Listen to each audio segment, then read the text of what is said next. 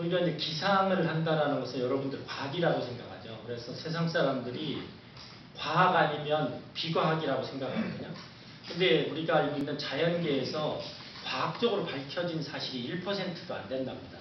그래서 저는 이 과학 아니면 비과학이 아니라 과학을 하려는 태도하고 그냥 과학적으로 어떤 접근 안 하고 그냥 기존의 방식대로 하는 그런 어떤 두 가지 타입으로 해서 우리 소재학 박사님이 과거에 우리가 동양 예측, 서양 예측의 방법에서 동양 예측은 특히 서양이나 이런 쪽에서 과학적인 접근이 아니다라는 부분에서 공격을 많이 받았거든요. 그래서 그런 부분에서 하나하나 과학적으로 규명하고 하려고 하는 그런 부분에 대해서 상당히 높이 평가하고요. 그래야 맞는 거다라는 생각이 듭니다.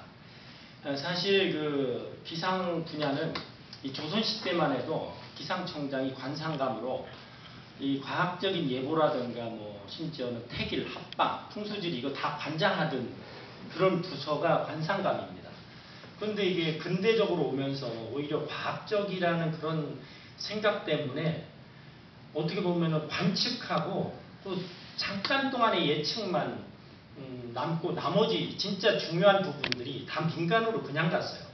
제가 볼 때는 아마 그 조선시대, 고려시대 체제가 지금 현대까지 이어졌으면 여러분들이나 저나 같은 부분에서 계속 있었을 텐데 아마도 그게 그 일제시대 이후에 과학이라는 어떤 특 때문에 뭐 근대 기상 해가지고 예보 그것도 뭐 잘 안 맞아서 여러분들 욕 많이 먹고 오늘도 고생 많이 하셨는데 그렇게 돼 있고 제가 이렇게 인문적으로 접근한 여러분들은 이제 어떻게 보면은 그 일반 대중하고 호흡을 하다가 드디어 이제 우리 소재학 박사께서 드디어 이걸 더 과학적으로 해보시겠다는 그런 노력이 지금의 상황이라 보고요.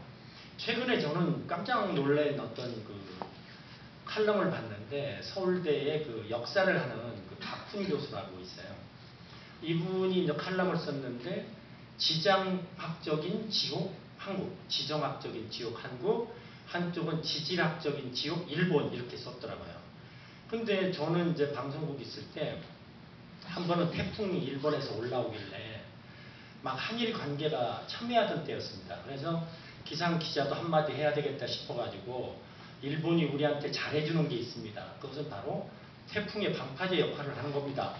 이런 얘기를 딱 하니까 여러분들 시원하세요? 근데 그 다음날 어떤 선배가 부르는 거예요. 당신 저 일본에도 사람이 살고 이러는데 그런 태풍의 방파제라는 게 엄청난 인간적인 희생을 치르고 뭐 이러는데 그런 얘기가 안 된다. 그래서 제가 그때부터 이 방송을 타면서 하는 얘기에 어떤 객관적인 거를 국가적인 차원이 아니라 인류애적인 차원으로 봐야 되겠다라는 생각을 했는데 며칠 전에 역사학자가 이런 판단을 하더라고요.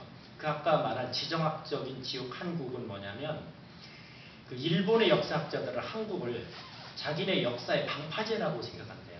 왜냐하면 대륙에서의 어떤 세력들이 죽으라고 왔을 때 한국에 있는 한반도인들이 버텨주니까 일본은 그 몇천 년 동안에 두 번의 외침이 있었는데 여러분 잘 아시는 여몽연합군이 그 태풍 때문에 물러서잖아요. 그걸 가미가제라고 합니다. 그걸 신풍이라고 하는데 결국은 일본은 거의 외침이 없는 내부적인 어떤 그런 역사를 만들어왔고 한국은 역사가 어떻게 되냐면 한 1000번 정도 외침이 있었다고 해요. 그래서 누가 내가 1000번을 옮기니까 실질적으로는 30번입니다. 근데 30번, 30년 만에 한번 전쟁이 터지면 1000년이죠. 그러니까 우리나라 한민족의 또는 한반도에 사는 사람의 DNA 속에는 그 항상 외침에 관한 부분이 이렇게 있다.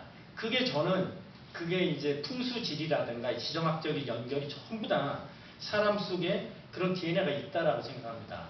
여러분들이 생각하는 풍수지리나 뭐 사주명리 저는 믿는다 하기보다 자꾸 하나하나 규명을 해야 될 그런 분야라고 생각하고요. 저는 그동안에 이제 기상은 뭐 대학에서 공부도 했고 뭐 예고도 했고 뭐 총장도 해보면서 어떤 느낌은 알지만 아마 이런 어떤 우리가 모르는 이런 어떤 부분들 일반인들이 사주명리 뭐 풍수지리 이런 부분도 저는 뭐 다 의미 있다고 생각하고요. 언젠가는 그게 과학적으로 밝혀진다라고 생각이 됩니다. 요즘 뭐 서울에 비 자주 오죠. 근데 이게 서울이 아니면 비가 안 올 자리예요.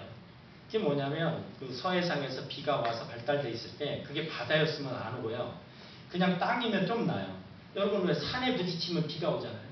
그러니까 이 도시 자체가 현대적으로 말하면 산의 역할을 하는 겁니다. 더군다나 도시에서는 또 열기가 나오죠.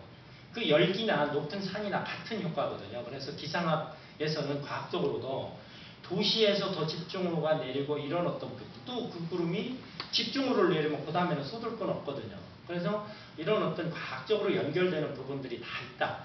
다만 인간들이 이렇게 학문이라든가 연구가 짧아서 밝히질 못할 뿐이죠.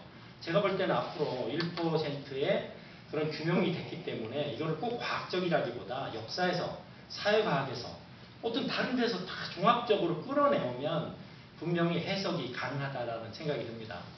사실 지난번에 한번 여기서 제가 강연을 했는데요.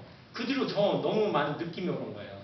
여기서 또 세상을 보는 눈이 이런 눈으로 또 세상을 보니까 남들보다 또 다른 시각으로 볼 수 있다는 것 때문에 상당히 저도 개인적으로 만족스럽고 좋았고요.